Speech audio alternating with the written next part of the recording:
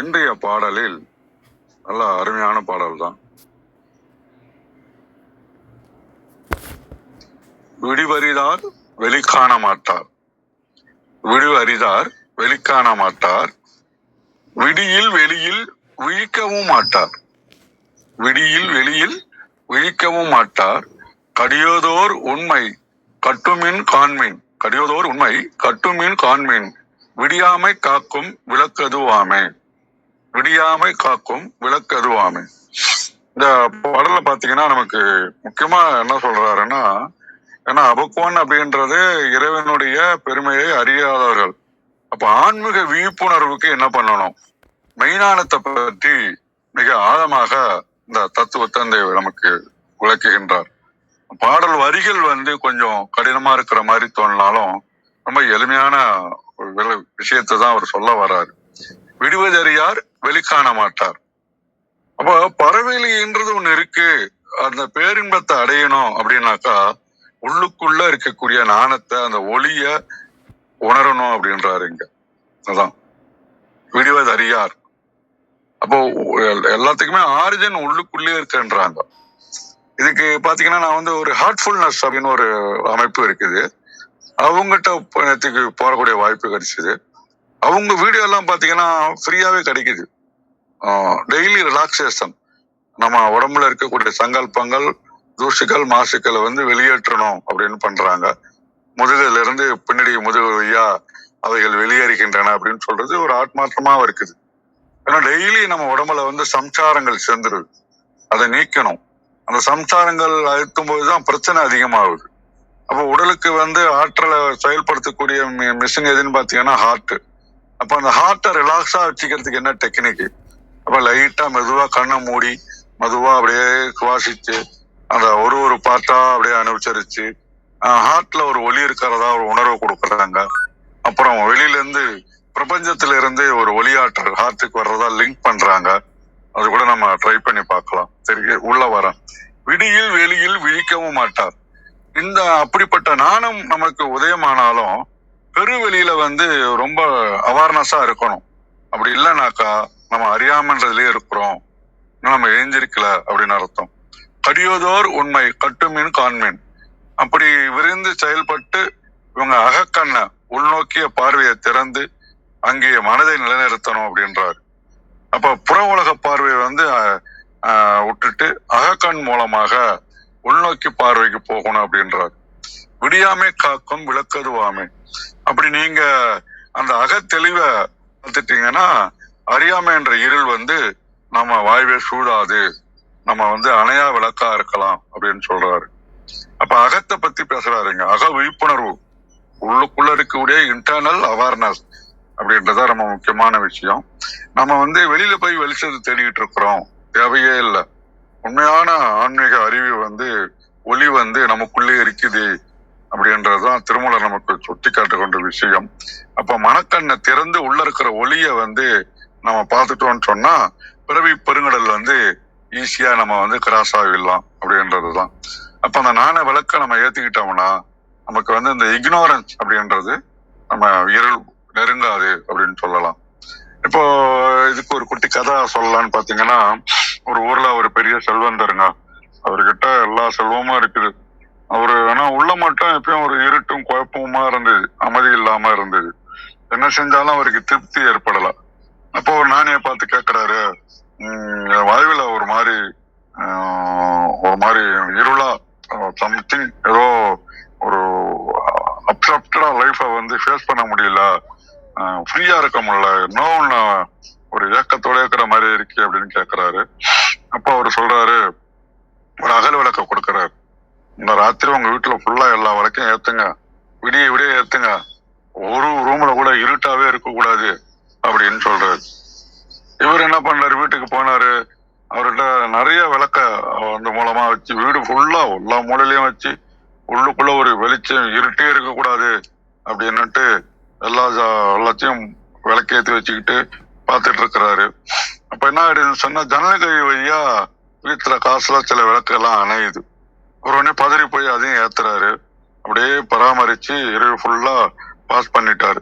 கழிச்சிட்டு மறுநாள் காலைல நானியை போய் பார்த்து சொல்றாரு, சாமி என்னால விடியும் வரை எல்லா வேலையிலயும் ஒளியை தக்க வைக்க முடியல அப்படின்னு சொல்றாரு. ஏன்னாரு, ஒரு பக்கம் ஏத்தனா ஒரு பக்கம் அணையுது, காத்து வந்து விளக்க அணைச்சிக்கிட்டே இருக்குது அப்படின்னாரு. அப்ப அவர் சிரிச்சுக்கிட்டே சொன்னாரு, நீங்க வந்து வெளியில இருக்கிற விளக்கெல்லாம் பத்தி கவலைப்பட்டு இருக்கிறீங்க, அதனாலதான் காத்து வந்து வேகமா வருதுன்னு பயப்படுறா. நான் சொல்றது உன் மனசுக்குள்ள ஒரு விடியல் இருக்குது, அதை நீ அறியல. வெளியில 1000 விளக்கு ஏத்தினாலும் உள்ளே இருக்கக்கூடிய அறியாமைன்ற இருள் இருக்கும் வரை உனக்கு விடிவு காலம் வராது அப்படின்னு அவர் சொன்னார். அப்ப இந்த பாடல் அவர் சொல்ல வர்றதுதான், விடிவறிதார் வெளிக்காண மாட்டார் அப்படின்றது. அப்போ உனக்குள்ள நாணம் என்ற விடியல் இருப்பதை நீ உணரவில்லை என்றால் உன்னால் பேரின்ப வெளியை காண முடியாது. இந்த டீப் எக்ஸ்டர்னல் அப்படின்றத நம்ம வந்து உணர முடியாது அப்படின்றாரு. அப்போ உன்னிமை, அதாவது உன் அகக்கண்ணை திறந்து உள்ளே பார், அங்கே எரியும் விளக்கு எந்த காற்றாலும் அணைக்க முடியாது. அததான் வள்ளலார் சொல்றாரு, அருட்பெரும் ஜோதி அருட்பெரும் ஜோதின்னு அவருடைய பார்வையில அதை சொல்றாருன்னு நினைக்கிறேன். அப்ப இந்த அறியாமை அப்படின்றது நம்ம காக்கும், இந்த மாதிரி உள்ளுக்குள்ள பார்க்க ஆரம்பிச்சிட்டோம்னு சொன்னா. அப்ப அவர் என்ன பண்றாரு, அன்னையில இருந்து அந்த செல்வந்தருக்கு பொருட்கள் மீதான பார்வையா போயிடுச்சு. தியானத்தின் மூலமாக உள்மனதை கவனிக்க ஆரம்பிக்கிறாரு. அப்ப அவருக்கு அந்த ஒளி கிடைக்குது. அப்ப நிம்மதியும் விடியலும் கிடைக்கின்றது. இதுதான் இப்ப நம்ம வந்து படிக்கிறதோட நிறுத்தாம டே டு டே லைஃப்ல இம்ப்ளிமெண்ட் பண்ணணும். ப்ரெஷர் வந்து நம்ம வராம பார்க்கணும், சூழ்நிலைகள்ல நம்ம வந்து அகப்படாம இருக்கணும். இதெல்லாம் தான் ரொம்ப முக்கியம். அப்ப அக விழிப்புணர்வுன்னு ஒரு வார்த்தை சொல்றாங்க, மைண்ட்ஃபுல்னஸ் அப்படின்றது. இது வந்து வெளியில நிறைய விஷயங்கள் இருக்கு. பதட்டமடைய சொல்றது, கோவம் அடைய வைக்கிறது, டென்ஷன் ஆக்குறது, யாருடைய சண்டை போட வைக்கிறது, நம்மள சண்டை மூட்டை விடுறது, எல்லாத்தையும் ஒரு நிமிஷம் கண்ணை மூடி மூச்சையும் மன ஓட்டத்தையும் கவனிச்சா உண்ணிமை கட்டுதல் முடிஞ்சிச்சு. அதுதான். அப்புறம் தேவையற்ற எண்ணங்கள் நிறைய வந்துகிட்டே தான் இருக்கும், அப்படியே ஓட விட்டுட்டு புடிச்சிக்காம இருக்கணும். அப்புறம் நாம ரெகுலரா பண்ணக்கூடிய வேலையில போக்கஸா இருக்கணும். இதுதான் முக்கியமான விஷயங்கள். அந்த விழிப்புணர்வு அப்படின்றது ஏர்லி மார்னிங் ஏஞ்சி ஒரு 5 நிமிஷம் உள்நோக்கி ட்ரை பண்ணி பார்க்கலாம். மைண்டை ரிலாக்ஸ் பண்ண மாதிரி, உடம்பையும் ரிலாக்ஸ் பண்ணணும். கை காலை உதறி நெட்டு முடிச்சுட்டு ஒரு ஆழ்ந்த சுவாசம் பண்ணிட்டு அப்புறம் நிமிர்ந்து உட்கார்ந்தோம்னா ஒரு தெளிவான சிந்தனை கிடைக்கிறதுக்கு வாய்ப்பு உண்டு. அதை ட்ரை பண்ணி பார்க்கலாம். அப்புறம் முடிவு எடுக்கிறது, டிசிஷன் மேக்கிங்ல வந்து உணர்ச்சி வசப்படும். நம்ம டென்ஷன் பண்ணிட்டு தான் இருப்பாங்க. சுத்தி இருக்கிறவங்க வந்து அவங்களுக்கு வேலை நடக்கணும்ட்டு என்ன பண்ணுவாங்கன்னா நம்ம மேல திணிப்பாங்க. அப்ப அதுக்கெல்லாம் நம்ம டென்ஷன் ஆகக்கூடாது, அங்க பேலன்ஸ் பண்ண கத்துக்கணும். அதுதான் ரொம்ப முக்கியமான விஷயம். அப்போ வந்து உணர்ச்சிகளை எப்படி அதுல போய் மாட்டிக்காம உள்ளுக்குள்ள இருக்கிற அமைதியை கொண்டு நம்ம வந்து வெளியில வரணும். அப்படி பண்ணும்போது ரியாக்ஷன் குறையும், பின் விளைவுகள் இருக்காது, தவறான முடிவுகள் எடுக்க மாட்டோம் அப்படின்னு சொல்லலாம். அது மாதிரி நைட்டு தூங்குறதுக்கு முன்னாடி நம்ம சாட்சியா பார்க்கணும். இன்னைக்கு நடந்ததெல்லாம் பார்த்துட்டு சரி ஒரு டீக்ளஸ் பண்றது அப்படின்னு சொல்லுவாங்க. டீக்ளஸ் பண்றதுன்னா எல்லாத்தையும் விட்டுறது. அப்படி பண்ணும்போது நைட்டு நல்லா டீப்பா எல்லாத்தையும் டீக்ளஸ் பண்ணிட்டு ரெஃப்ளக்ஸ் பண்ணிட்டு அதுத்தமே ப்ரெஷரே இல்லாம தூக்கத்துக்கு போனோம்னு வச்சிங்களா, ஆழ்ந்த உறக்கம் கிடைக்கும். இதுக்கப்புறம் தான் நம்ம இந்த அகக்கண்ணுக்கு வரணும். இருட்டுல ஒரு பொருளை தேடும் போது கையில எப்படி விளக்கு இருந்தா தடுமாற மாட்டோமோ, அத மாதிரி நான் யார், என் குணம் என்ன அப்படின்னு நம்ம அப்பப்போ ரிஃப்ரெஷ் பண்ணி நம்மளை பார்த்துக்கிட்டே இருக்கணும். அப்ப அந்த சுய அறிவு வந்தாதான் நம்ம வந்து எங்கேயும் நிலத்தடுமாற மாட்டோம். நம்மளை வந்து டிஸ்டர்ப் பண்றதுக்கோ ஆக்குபை பண்றதுக்கோ அடிமைப்படுத்துறதுக்கோ ரெடியா இருப்பாங்க. அது உலகியல் சார்ந்த விஷயங்கள்ல இதுதான் நமக்கு தத்துவமா சொல்லி இப்படிதான் செஞ்சு நம்ம வந்து அகக்கண்ணை திறந்து அந்த ஒளிக்கு போகணும் அப்படின்னு நாயனாரனுக்கு வலியுறுத்துறதா விளங்கிக் கொள்கின்றேன். மிக்க நன்றி. பாருங்கள் கௌரி அம்மா, வணக்கம். மிக மிக்க நன்றி. வாங்க விந்தியம்மா, வணக்கம்.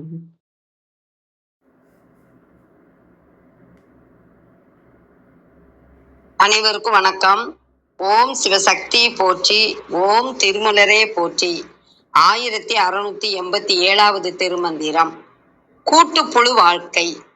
திருமந்திரம். விடிவது அறியார் வெளிக்காண மாட்டார், விடியில் வெளியில் விழிக்கவும் மாட்டார், கடியதோர் உள் நிமை கட்டுமின் காண்மின், விடியாமை காக்கும் விளக்கு அதுவாமே. அருமையான திருமந்திரம். இருள் விலகி ஒளி தோன்ற பொழுது விடிய போகிறது என்பதை அறிய மாட்டார்கள். வெளிச்சத்தை, வெளி உலகை காணவும் மாட்டார்கள். ஆன்ம ஒளியில் சித்தாகாசத்தில் சிவனை காணவும் மாட்டார்கள். விடியலை, வெளிச்சத்தை காண விரும்பாத குருடர்கள், கூட்டுப்புழு மனிதர்கள் இவர்கள். அகநோக்கு இல்லாத கொடிய உள்மனதை அது கண்டபடி ஓடி பல பொருட்களை பற்றுவதை கட்டுப்படுத்தி அடக்குங்கள். உள்ளத்துள்ளே பார்வையை செலுத்தி பாருங்கள். இதுவே அறியாமை நம்மை பற்றாது காக்கும் ஞான ஒளி விளக்காகும் என்பதை உணர்க. வெளி உலகம், நிமை, கண் இமை, உள்நிமை, அகக்கண், விடியாமை, விடியாத அறியாமையாகிய இருள்.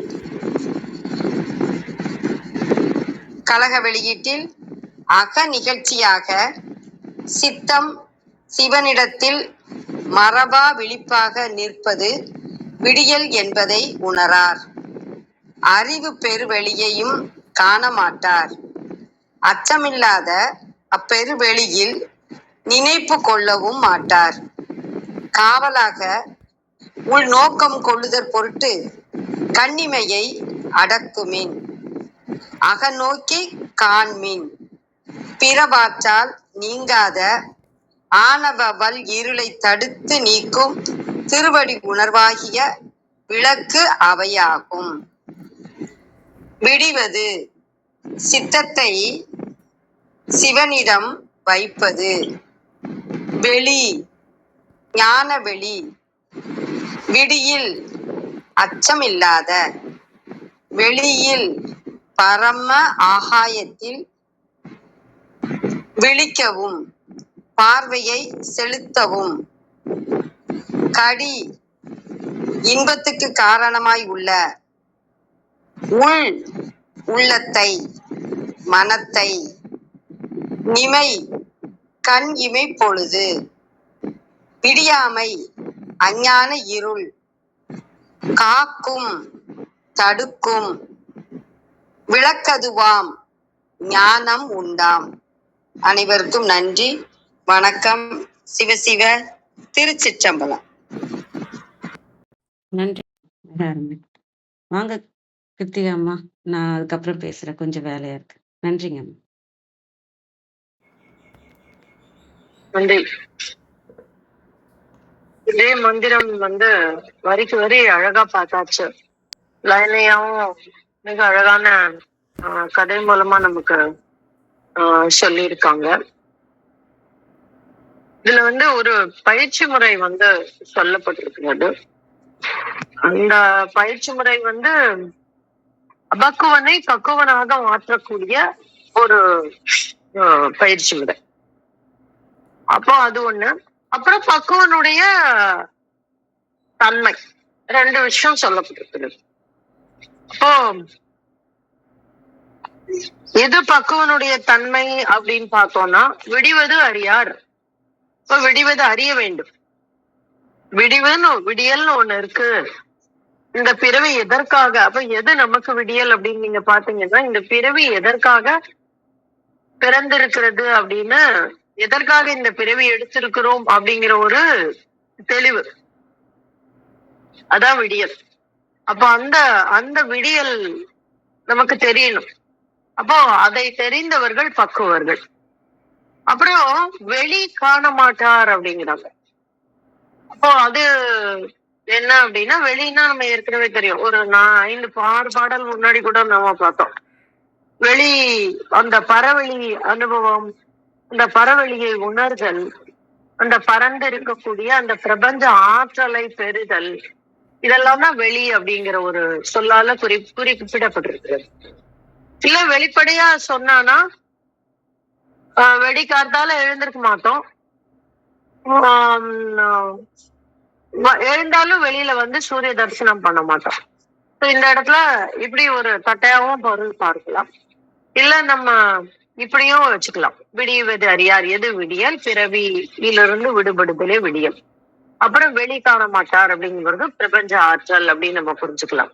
விடியில் வெளியில் விழிக்கவும் மாட்டார் அப்படின்றார். அப்போ என்ன சொல்றாங்க அப்படின்னா, விடியில் எது ஓகே, அப்போ ஏதோ ஒண்ணு இருக்கு, நம்ம போகணும், இந்த ஆன்மா எதற்காகவோ பிறந்து இருக்கிறது, அது போக வேண்டிய ஜேர்னி வேற அப்படின்னு எங்கேயோ ஒரு இடத்துல தெரியும். ஆனால் அதற்கு உண்டான முயற்சிகளை செய்யவும் மாட்டார், வெளியில் விழிக்கவும் மாட்டார் அப்படின்னு சொல்றாங்க. இப்போ இது அபக்குவனுடைய நிலை. அப்ப பக்குவன் எப்படி இருக்கணும்? தேடல் இருக்குன்னு மனசுக்குள்ள தோணிடுச்சுன்னா நம்ம அதை நோக்கிய பயணத்தை தொடர வேண்டும் அப்படிங்கிறது தான். அப்புறம் கடியதோர் எண்ணிமை கட்டுமின் காண்மின் விடியாமை காக்கும் விளக்கதுவாமே அப்படிங்கிறார். அப்போ இந்த இடத்துல இருந்து நம்ம இந்த பயிற்சிக்கு உண்டான ஒரு விஷயத்த எடுத்துக்கலாம். இந்த மெய்ப்பொருள் தியானம் அப்படிங்கிற ஒரு விஷயத்த பத்தி நான் ஏற்கனவே சொல்லியிருக்கேன். முன்னாடியான இடங்கள்ல எல்லாம் நிறைய இது பத்தி நான் பேசியிருப்பேன். இத 2 விதமா பண்ணுவாங்க. ஒரு சிலர் கண் இமைகள் திறந்து வைத்து கொண்டு விழி அசையாது பார்க்கக்கூடிய ஒரு தன்மை, அதையும் அவங்க பண்ணுவாங்க. ஆனா நான் திருமூலருடைய வழி நின்று நம்ம பார்க்கும் பொழுது அழகான ஒரு சூட்சுமம் நமக்கு இங்க சொல்லி கொடுக்கிறாரு. விடியில் வெளியில் விழிக்கவும் மாட்டார். அப்போ வெளியிலயும் விழிக்க கூடாது, உள்ளேயும் விழிக்க கூடாது. கடியதோர் இமை கட்டுமின் கண்ணிமை கட்டுமின் அப்படின்னு சொல்றாரு. அப்ப அந்த இமை அப்படிங்கிறது இந்த இடத்துல 2 விஷயமா எடுத்துக்கலாம். ஒண்ணு, இமை என்பதை இமையாகவே பார்க்கலாம். அதாவது இமை என்ன செய்யும்? இமைத்து கொண்டே இருக்கும். அப்போ அந்த இமை அந்த அந்த நம்ம கண்ணை சுத்தி இருக்கக்கூடிய அந்த குட்டி குட்டி இமைகள் இருக்கு பாத்தீங்களா, அது அந்த குட்டி முடி மாதிரி இருக்கும்ல, அது நம்ம கண்ணை காக்கக்கூடியது. அந்த கண்ணிமை மூடி மூடி திறந்து கொண்டே இருக்கும். அந்த மாதிரியான அதை ஒரு புறப்பொருளாகவும் வைத்துக் கொள்ளலாம். இல்லைன்னா அது மூடி மூடி திறக்கக்கூடிய அந்த செயல், அதையும் இமை. அப்ப சொல்லுவாங்க இந்த கண்ணை இமை காப்பது போல் அப்படிம்பாங்க. அப்ப அந்த மாதிரி இந்த இமை காப்பது போல் கண்ணை அந்த அந்த அது எப்படி காக்கும் அப்படின்னாக்கா, நிமிஷத்துக்கு இத்தனை தடவை அது கண்ணு திறந்து திறந்து மூடும். நீங்க அந்த கான்சியஸா யோசிச்சு பாருங்க. எப்பவாவது டைம் கிடைச்சதுன்னா உட்காந்துட்டு எந்த முயற்சியும் பண்ணாம முதல்ல என்ன பண்ணுங்க அப்படின்னா, அந்த கண்ணிமை எத்தனை முறை உங்களுக்கு மூடி திறக்கிறது அப்படின்னு நீங்க வாட்ச் பண்ணுங்க ஒரு நிமிஷத்துக்கு. இதெல்லாம் ஆரம்ப காலம்ல ரொம்ப உதவியா இருக்கும். ஒரு ஸ்டாப் வாட்ச் போட்டு மொபைல்ல போட்டு வச்சுட்டு கண்ணிமை எத்தனை முறை இமை மூடி திறக்கிறது அப்படின்னு பாருங்க. இதுக்கும் உங்களோட மூச்சுக்கும் ஒரு கோர் ரிலேஷன் இருக்கும். அப்போ அது ஒரு செயல், அந்த இமையினுடைய செயல். அப்போ இந்த இடத்துல என்ன சொல்றாரு? கூடியதோர் எண்ணிமை கட்டுமின் அப்படிங்கிறார். அப்போ அது இமைக்காது கட்டுமின் அப்படின்னா இந்த இடத்துலதான் 2 ஆர்குமெண்ட் வந்தது. அந்த பீரியட்ல நான் சொல்றேன், நாங்க தியானம் சித்தர்களுடைய தியான முறைக்குள்ள போகும்போது இமைக்காது கட்டுமின்னு சொன்னாங்க. அதனால நீங்க கண்ணை திறந்து வச்சுதான் தியானம் பண்ணணும் அப்படின்னாங்க. ஆனா திருமூலர் எங்களுக்கு அப்படி ஒரு வெளிச்சம் கொடுத்தார். என்ன கொடுத்தாருன்னா, இந்த வெளியில் விழிக்கவும் மாட்டார். இந்த மந்திரம் எங்களுக்கு அவ்வளோ ஒரு ஒரு ஒரு திறவுகோலா இருந்தது, எங்களுக்கு வழிகாட்டினது. அது கொடுத்த நிகழ்வு ரொம்ப பெரிய அற்புதமான நிகழ்வு. அப்போ வெளியில விழிக்கவும் கூடாது. அப்ப கண்ணிமை மூடி இருக்கணும். விழிக்க கூடாது அப்படின்னா கண்ணிமை மூடி இருக்கணும். சரி, அப்ப அடுத்த வார்த்தை என்ன சொல்றாரு? கடியதோர் கண்ணிமை கட்டுமின் அப்படிங்கிறாரு. அப்போ அதையே 2வது வார்த்தையில அப்படி சொல்றாரு அப்படின்னா, நீங்க இன்னும் இது ஒரு பயிற்சி தான். இன்னும் நீங்க உள்ள போனீங்கன்னா தெரியும், நம்ம கண்ணு மூடி இருக்கலாம், இமைகள் மூடி இருக்கலாம், ஆனால் கண் மீண்டும் அசைந்து கொண்டே இருக்கும் உள்ளுக்குள்ள. நீங்க பாத்தீங்கன்னா அந்த கண்ணை மூடி இருந்தா கூட, அது இமை அசையாது இருந்தால் கூட உள்ளே கருவிழிகள் அசைந்து கொண்டே இருக்கும். அப்ப அதை கட்ட வேண்டும். அப்ப கண்டுமின் காண்மின் விடியாமை காக்கது விளக்கது.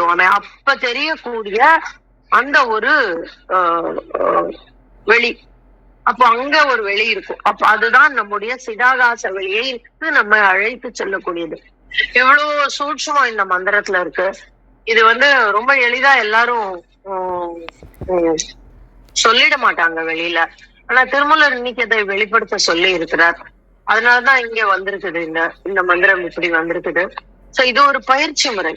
இத வந்து இன்னும் இன்னும் 2-3 இலகுவாக்க இதுல வந்து எல்லாருக்கும் இந்த பயிற்சி முறை கொடுக்கலாம். ஆனா அந்த ம், மாணாக்கருடைய தன்மை வந்து அவங்க எங்க இருக்கு, தடால் அந்த சிதாகாச வெளிக்குள்ள அவங்களால போக முடிஞ்சதுன்னா அவங்க போக முடியுமா, அதை தாங்க முடியுமா? ஏன்னா விடிவது அறியார் வெளிகாண மாட்டார். இப்ப எல்லாருக்கும் இது பண்ணிட்டா கிடைச்சிடாது. நாங்க வந்து கிட்டத்தட்ட ஒரு 6-7 பேர் முதல்ல இந்த பயிற்சிக்குள்ள போனோம். அப்போ எல்லாராலையும் அது தாங்கல. டக்குன்னு ஒருத்தருக்கு கிடைச்சது, அடுத்தாப்புல ஒருத்தருக்கு ரொம்ப அழகா கிடைச்சது. ஆக 2 பேரு ரொம்ப தெளிவா வெளியில வந்துட்டோம். ஆஹ் உம் ஆனா கூட பண்ணின அந்த 5-6 பேருக்கு அது செட் ஆகவே இல்லை. இன்னி வரைக்கும் பல்வேறு விஷயங்களை ட்ரை பண்ணிட்டே இருக்காங்க. உம் அப்போ அப்போ ஏன் அப்படின்னாக்கா அந்த அந்த நுணுக்கம் இத வந்து நாங்க பிற்காலத்துல இதுவும் திருமூலர் தான் உணர்த்தினாரு எங்களுக்கு. என்ன அப்படின்னா அந்தந்த நிலையில இருக்கிறவங்களுக்கு தக்கன ஒரு சில பயிற்சிகள் இதுக்குள்ளேயே இருக்கு. அந்த பயிற்சிகளை செய்தால் அவர்களால் வெளியில் வர முடியும் அப்படிங்கிற ஒரு ஒரு தெளிவை. அப்போ இந்த இந்த எங்களுக்கு இதை கற்றுக் கொடுத்த குரு வந்து சொன்னார் எங்கள்கிட்ட, நான் வந்து ஆயிரக்கணக்கான பேருக்கு நான் இந்த தியான முறை கொடுத்திருக்கேன். ஆனா நீங்க வந்து இவ்வளவு தெளிவா வெளியில வந்துட்டீங்க, அழகா இதுல இவ்வளவு நுணுக்கம் வேற சொல்றீங்க அப்படின்னு அவர் எங்க கிட்ட சொன்னாரு. எங்களுக்கு நீங்கள் குருவாக மாறக்கூடிய சூழ்நிலை நீங்க இருக்கீங்க அப்படின்னு அவர் எங்களை வந்து குருவே அப்படின்னு வணங்கினாரு. அப்போ அந்த மாதிரியான ஒரு ஒரு சின்ன சின்ன நுணுக்கங்கள் பயிற்சிகள் இதை திருமூலர் தான் எங்களுக்கு கற்றுக் கொடுத்தார். அந்த வகையில இது வந்து மிக முக்கியமான மந்திரம். அபக்குவனை பக்குவனாக மாற்றக்கூடிய ஒரு மந்திரம் இது. விடியாமை காக்கும் விளக்கதுவாமே அப்படின்றாரு. அப்ப அது எங்க இருக்கு, அந்த சிதாகாச பெருவெளிக்குள்ள எப்படி உள்ள போகணும், அதை எப்படி நம்ம உள்வாங்கிக்கணும், அப்படி உள்வாங்கினால் நம்முள்ளே காணக்கூடியது என்ன, அந்த வெளி அப்படின்னு ரொம்ப முக்கியமான ஒரு மந்திரமா இந்த மந்திரம் இருக்கு. இத வந்து ரொம்ப எளிதா எல்லா நிலையில இருக்கிறவங்களும் செய்யலாம். என்ன நிலை, இது வந்து கிட்டத்தட்ட நவாகரி மந்திரத்துக்கு இணையான ஒரு மந்திரம். நவாக்கரியும் அப்படிதான், நான் சொல்லியிருக்கேன் இல்லையா, எல்லா இடத்துல இருந்தோம். ஆனா நவாக்கரி கூட ஜபம் தியானம் அந்த மாதிரி உள்ள போனோம் நம்ம. இது வந்து முழுக்க முழுக்க நம்ம ஆழ இழுத்து செல்லக்கூடிய ஒரு விஷயம். ரொம்ப அற்புதமான விஷயம். அதை வந்து அவர் எவ்வளவு முக்கியமான இடத்துல கொண்டு வந்து வைக்கிறார் பாருங்க. இந்த பிளேஸ் ஹோல்டர் வந்து வெரி வெரி இம்பார்ட்டன்ட். ஏன்னா எல்லா பயிற்சியும் சொல்லி முடிச்சுட்டு அபக்குவனை பத்தின அத்தனை விஷயங்களையும் சொல்லிட்டு இது உன்னை ஒரு நொடியில் பக்குவனாக மாற்றும் அப்படிங்கிற ஒரு மந்திரத்தை சொல்லி தர்றாரு நமக்கு. அந்த வகையில திருமூலருடைய பெரும் கருணை வந்து ரொம்ப அழகா இருக்கு. அதுவும் இந்த சபையில வந்து இதை வெளிப்படுத்த சொல்லி இத சொல்லி இருக்கிறாரு. அதுவும் ரொம்ப முக்கியமான ஒரு விஷயம், யாருக்கும் சென்று சேர வேண்டிய ஒரு விஷயமா நான் கருதுறேன். யாருக்கு வாய்க்குமோ அவர்கள் பற்றி கொள்ளட்டும். மிக்க நன்றி நண்பர்களே. மிக அற்புதமான காலை. குருவாக திருமூலர் நம்ம முன்னே வந்து அமர்ந்து நமக்கு ஒரு விஷயத்த சொல்லி கொடுத்திருக்கிறாரு. பற்றி கொள்வோர் பற்றி கொள்ளட்டும் என்கின்ற பிரார்த்தனையோடு என்னுடைய பகிர்தலை முடித்துக் கொள்கிறேன். நன்றி நண்பர்களே. நன்றிங்க, மிக்க நன்றி. மிக அருமை, நிறைய விஷயங்கள் சொன்னீங்க. மிக்க நன்றி. அனைவருக்கும் அன்பு வணக்கம். ஓம் நந்தியம்பெருமான் திருவடி போற்றி. ஓம் திருமூலர் திருவடி போற்றி. ஓம் நம சிவாய. திருமந்திரம் 1687. விடிவதறியார் வெளிக்காண மாட்டார், விடியில் வெளியில் விழிக்கவும் மாட்டார், கடியதோர் உன்னிம்மை கட்டுவின் காண்மின், விடியாமை காக்கும் விளக்கதுவாமே. Neither do they enjoy the dawn, nor do they perceive the means, nor do they wake up to the dawn, nor to the way. Shut up the inside of the protecting eyelids, experience internally. It is the lamp that protects from ignorance. விடிவதறியார் வெளிக்காண மாட்டார். எப்படி விடியல் வந்தாதான் நம்ம வந்து இருளே தான் இருக்கோம், அந்த விடியலே நம்ம பார்க்கல அப்படின்னா அந்த நம்மளால அந்த உண்மையும் பார்க்க முடியாது. இப்ப நம்ம இருட்டுல தான் இருக்கிறோம். இன்னும் விடியலைன்னு வச்சுக்கோங்க. நம்மளால எதையுமே பார்க்க முடியாது இல்லையா? அது வெளியில என்ன இருக்குன்றதையும் நம்மளால பார்க்க முடியாது. உண்மைய பார்க்க முடியாது. அந்த அறியாமையில தான் இருப்போம். விடியில் வெளியில் விழிக்கவும் மாட்டார். அந்த அ சரி அந்த வெளிச்சம் வந்துருச்சு, விடியலும் வந்துருச்சு, இப்ப சூரியனும் வந்துருச்சு, விடியலும் வந்துருச்சு. சரி அப்பயாவது அவங்க பார்ப்பாங்கன்னா, அப்பயும் அவங்க பார்க்க மாட்டாங்க. ஏன்னா, உண்மைய பார்க்க மாட்டாங்க. அந்த கற்பனையிலே இருக்கிறதுனால. அ எ உன் அ நமக்கு நம்மள சுத்தி என்ன இருக்கு? இந்த இயற்கை பிரபஞ்சம் எப்படி வேலை செய்யுது? எதுவுமே தெரியாது. நான் அந்த கற்பனை உலகத்துல நான் இருக்கிறதுனால, நான் பாஸ்ட்லயோ, ஃபியூச்சர்லயோ எதுலயாவது இருந்துட்டு, என்னோட மாயை என்ன சொல்லுதோ, மனம் என்ன சொல்லுதோ, அத நோக்கி போயிட்டு இருக்கிறதுனால, இந்த உண்மை உலகம் வந்து புரியாது. இந்த உண்மையான ஒரு விஷயம் வந்து நமக்கு தெரிய வராது. அந்த மனம்படி தான் போயிட்டு இருக்கிறாங்க. அந்த அபக்குவர்கள்ன்றவங்க வந்து மனதின் பிடியில இருக்கிறதுனால, அவங்களால உண்மைய பார்க்க முடியாது. பார்க்கவும் மாட்டேங்கிறாங்க அப்படின்னு சொல்றதா நான் பார்க்குறேன். கடியதோர் இந்த 3வது வரி மட்டும் நெறைய இடத்துல மாறியிருக்கு. கூடியதோர்ன்னு இருக்கு. இவங்க சரவணைய தளத்துல வந்து அந்த 3 சுழி ரு இன் ருண்ணின்மைன்னு இருக்கு இல்லையா? அது வந்து 2 சுழி தான் இருக்கு. அந்த டன்னகரமாக இருக்குது.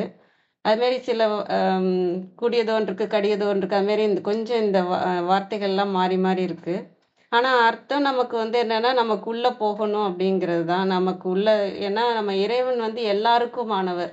நம்ம இறைவன தேடுறதுக்காக நம்ம எங்கேயுமே போக தேவையில்ல. நம்ம செலவு செய்ய தேவையில்ல, பணம் தேவையில்ல, எதுவுமே தேவையில்ல. ஜஸ்ட் நம்ம சும்மா இருந்து உள்ள திரும்பணும்.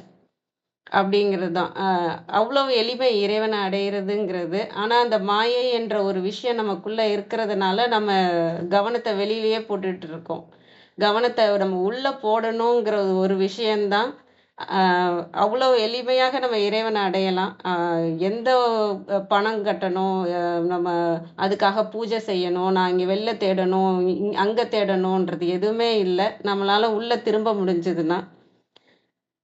இங்க கடியதுன்னு என்னோட இதுல கடியதுன்னு போட்டிருக்கிறதுனால, நான் கடியதுன்றதுக்கு அர்த்தம் பார்த்தா, நெருப்போன்ற ஒரு உருவம், கடினமானது அந்த மாரியான அர்த்தம்.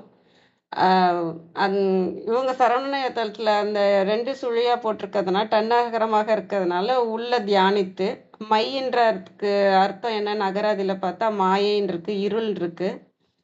அதனால நமக்குள்ள திரும்பி நம்மளோட மாயையை கட்டுனோம்னா, அப்போ உணர்வோம் விடியாமை காக்கும் விளக்கது எது அப்படின்ட்டு.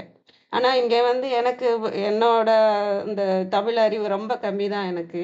அதுல வச்சு நான் பார்க்குறப்ப விடியலை காக்கும் விளக்கதுன்னு இருந்ததுன்னா நல்லா இருக்கும் இல்லையா? அப்ப அது வந்து இந்த அ அ விடியலை வந்து நமக்கு இந்த விடியலை கொடுக்கிற விளக்காக எது இருக்கும்னா, நமக்குள்ள போய் நமக்குள்ள நம்ம கவனத்த நமக்குள்ள திருப்பி அந்த அவேர்னஸ் ஒளிய நமக்கு கொண்டு வந்து அந்த மாயையை கட்டுப்படுத்திட்டோம்னா, அதுதான் வந்து விடியலை காக்கும் விளக்காக இருக்கும் அப்படின்றது நல்லாருக்கும். ஆனா இங்க விடியாமையை காக்கும் விளக்கு, இருளை காக்கும் விளக்கு அதுவாமே. இப்ப விடியாமைங்கிறது நம்மளோட அறியாமை. அதுதான் இருள். அந்த இருள் வந்து காக்கும் விளக்கதுவாக இருக்குன்னா, அது காக்கும்ங்கிற இடம் வந்து இங்க ஆதாரமாக இருக்கிற இடமே அந்த விளக்கா தான் இருக்கும். ஏன்னா, அந்த இது இதுல இருந்துன்றத வார்த்தை இல்ல. இல்லன்னா நம்ம இப்படிதான் எடுத்துக்கணும்னு விதி அந்த தமிழோட விதி இருக்குமான்னு எனக்கு தெரியல. விடியாமை காக்கும் விளக்கதுன்னா, விடியாமையில இருந்து காக்கும், அம் விடியாமைக்கு எதிராகல இருந்து காக்கிற விளக்குன்னு இருக்கலாம். அப்படி நான் நேரடியா இப்ப பார்க்கறதுனால, இருளை காக்கும் விளக்கதுன்னு இருக்கிறதுனால, நான் என்ன நினைக்கிறேன்னா, இருளைக்கு ஆதாரமாக இருப்பது இந்த விளக்கு தான். இந்த இருளை நீக்கினாலே நீ ஆதாரத்த உணர முடியும். ஏன்னா நமக்குள்ள தான் அந்த சிவம் என்ற ஒளி ஒளி வந்து இருக்கு. அத மறைக்கிற ஒளியாக எது இருக்குன்னா, நம்மளோட மாயை என்ற ஒரு விஷயம். அந்த மாயையை நீக்கினாலே போதும். நம்ம வந்து அந்த கண்ணாடிய விலக்குனாலே போதும். அந்த மாய கண்ணாடிய விலக்குனாலே போதும். நமக்கு வந்து உள்ள இருக்கிற ஒளி வந்து நமக்கு தெரியும். இந்த உண்மை புரியும். அதுக்கு தான் நமக்கு அந்த உண்ணி அப்படின்னாலே நமக்குள்ள திரும்பி நம்ம அந்த மாயையை வந்து கட்டிட்டோம்னாலே நம்மளால உண்மையை காண முடியும். அவ்வளவுதான். மாயையை கட்டணுமே தவிர உண்மையை காண்றதுக்குன்னு ஒரு பெரிய விஷயம் இல்லை. நீங்க மாயையை கட்டி அது விலகிருச்சுனாலே உண்மை அங்கதான் இருக்கு. அதனால அந்த விடியாமைக்கு ஆதாரமாக இருக்கிறது அந்த விளக்கு தான் ஆதாரமாகவே இருக்கு. அதுல விடியாமை இருந்தாலும் சரி, விடியல் இருந்தாலும் சரி, விளக்கு தான் ஆதாரமாகவே இருக்கு. ஆக நம்ம மாயையிலிருந்து மீண்டா போதும். அப்ப அந்த விளக்க வந்து நம்ம எப்பயுமே எரிய வச்சுக்கிட்டே இருக்கணும். நமக்கு வந்து அது பிரகாசமாக இல்ல. இந்த இருள் வந்து பெருசா இருக்கு. அ விளக்கு வந்து சின்னதாக இருக்கு நமக்கு. அப்ப இந்த பிரகாசத்த நம்ம கொண்டு வரணும்னா மாயையிலிருந்து நீங்கணும். விளக்க வந்து நம்ம பற்றிக் கொண்டே இருக்கணும். தொடர்ந்து பற்றிக்கொண்டே இருக்கணும். தொடர்ந்து அந்த கன்சிஸ்டன்சி கொண்டு வரணும் அப்படின்னா, ஒரு சங்கல்பம் மாரி 48 நாளு, 9 நாள் நான் இத செய்றேன், மாலை போடுறது, இந்த மாரியான விஷயங்கள் நம்ம அந்த வைராக்கியத்தோட கொண்டு வர்றதுக்கு நம்ம அத பண்ணலாம். அத பண்ணும்போது நம்ம தொடர்ந்து அந்த விளக்க ஏத்திக்கிட்டே அத பிரகாசத்த அதிகப்படுத்திக்கிட்டே இருக்கோம். நமக்குள்ள திரும்பி நம்ம அந்த பிரகாசத்த குடுத்துக்கிட்டே இருக்கிறோம்னா, இந்த மாயை வந்து கட்டுக்குள்ள வரும். கட்டுக்குள்ள வந்துட்டாலே அந்த பிரகாசம் மட்டும் தான் அங்க இருக்கும். ஏன்னா பிரகாசம் வந்து புதுசா வர்றது கிடையாது நமக்கு. இருக்கிற பிரகாசம் தெரியாம இருக்கிறதுக்கு காரணம் அந்த மாயை. ஆக இந்த அபக்குவ நிலைங்கிறது, அபக்குவ நிலை நீங்கினாலே அங்க வந்து இறைவன் தான் இருக்கிறாரு. அதனால அத ஜஸ்ட் நீக்க மட்டும்தான். அத கட்டுக்குள்ள வைக்கணும். அந்த மை கட்டுமின் அந்த இருளை கட்டுமின், மாயை கட்டுனா போதும் அப்படிங்கிற மாதிரி நான் புரிஞ்சுக்கிறேன். அனைவருக்கும் நன்றி. வேற யாரும் எதுவும் சொல்றீங்களா? கேள்வி, கருத்து?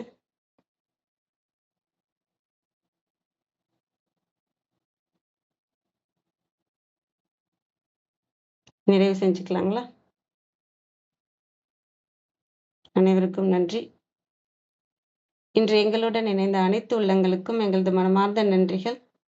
மீண்டும் நாளை காலை 6:30 மணிக்கு சந்திப்போம். தலம் நிறைவு பெறுகிறது. திருமூலர் திருவடிகள் சரணம் சரணம். திருமூலர் திருவடிகள் சரணம் சரணம். திருமூலர் திருவடிகள் சரணம் சரணம். அனைவருக்கும் நன்றி. ஓம் நம சிவாய.